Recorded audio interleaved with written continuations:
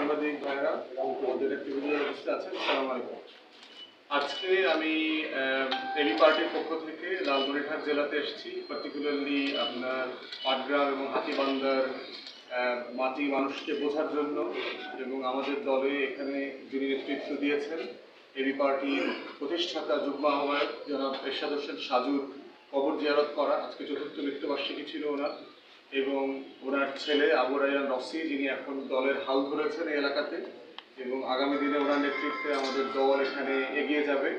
এবং সেই বাস্তবতাটা বোঝার জন্য যে আমরা এসেছি এবং এখানকার ইস্যুস কী কী, যে মানুষের এখানকার ভোগান্তি, চাওয়া পাওয়া, বঞ্চনা, আকাঙ্ক্ষা, এগুলো বোঝবার চেষ্টা আমরা করেছি। শুরুতে এটার অংশ হিসাবে আমি যেটা করেছি সেটা হচ্ছে আপনাদের তিস্তা ব্যারেজ যে সেচ প্রকল্প আছে সেটা ভিজিট করেছি, এবং ওখানে আমরা জাতীয়ভাবে যে বিষয়টা বারবার আলোচিত হচ্ছে যে ৭৯ সালে করা যে তিস্তা সেচ প্রকল্প, সেটা কেন আজকে প্রায় অপ্রাসঙ্গিক হয়ে যাচ্ছে এবং কেন তিস্তা মহাপরিকল্পনার আয়োজন করতে হচ্ছে।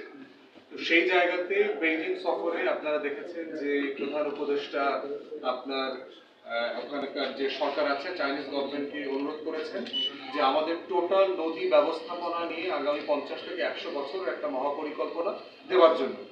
এমন একটা মহাপরিকল্পনা ইতিমধ্যে চীনে কাজ করেছে এবং সেটা যথেষ্ট সুফল চীনের জনগণ পেয়েছে।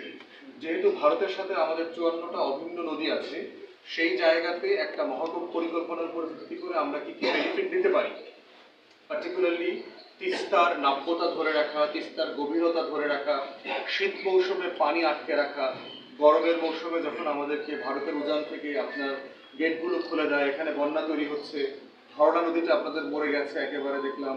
তো সেই বাস্তবতায় আপনার এই মহাপরিকল্পনাটা যদি করা হয়, শুধু 5.5 লক্ষ কৃষক না 4টা জেলার, বরং 2 কোটি তিস্তা পাড়ের মানুষ এখান থেকে বেনিফিটেড হবে।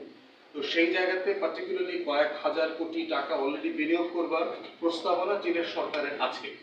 সেটাকে আমরা চাচ্ছি বাংলাদেশের মানুষের স্বার্থে, উত্তরাঞ্চলের মানুষের স্বার্থে, এই তিস্তা পাড়ের 4টা জেলার কোটি কোটি মানুষের স্বার্থে এটাকে যেন স্পিড আপ করা যায়, তাড়াতাড়ি এটা ব্যবস্থা নেওয়া যায়, সেই দাবি আমরা করছি। দ্বিতীয়ত হচ্ছে এরপরে আমরা বুড়িমারি যে স্থলবন্দর আছে, বাংলাদেশের দ্বিতীয় বৃহত্তম স্থলবন্দর, সেটার যে চ্যালেঞ্জগুলো আছে, সংকট আছে, এবং কিভাবে সংকটগুলো কাটিয়ে এটাকে দেশের একটা প্রফিটেবল বন্দরে পরিণত করা যায়।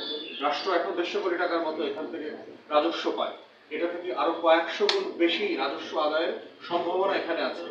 আরো হাজার হাজার মানুষের কর্মসংস্থানের ব্যবস্থা করবার সুযোগ আছে। বিশেষায়িত অর্থনৈতিক জোন করা যায় কিনা, পরিবেশ বান্ধব, প্রতিবেশী বান্ধব এবং প্রযুক্তি বান্ধব, এটা করতে পারলে এখানকার অর্থনীতি যেমন চাঙ্গা হবে, দেশ রাষ্ট্র বেনিফিটেড হবে।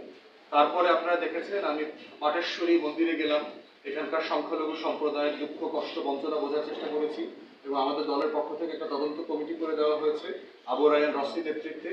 তিনি আগস্টের পরে এখানকার সংখ্যালঘুরা কেমন আছেন, তারা বঞ্চিত হচ্ছেন কিনা, তারা নির্যাতনের শিকার হচ্ছেন কিনা, সেটা বুঝবার জন্য। এরপরে হচ্ছে যে আমি কবর জিয়ারত করতে গেলাম এর আগে আপনার এরশাদ হোসেন সাজুর, এবং আপনারা এই মানুষটার যারা সম্পর্কে যারা জানেন, তার হিউজ কন্ট্রিবিউশন আছে।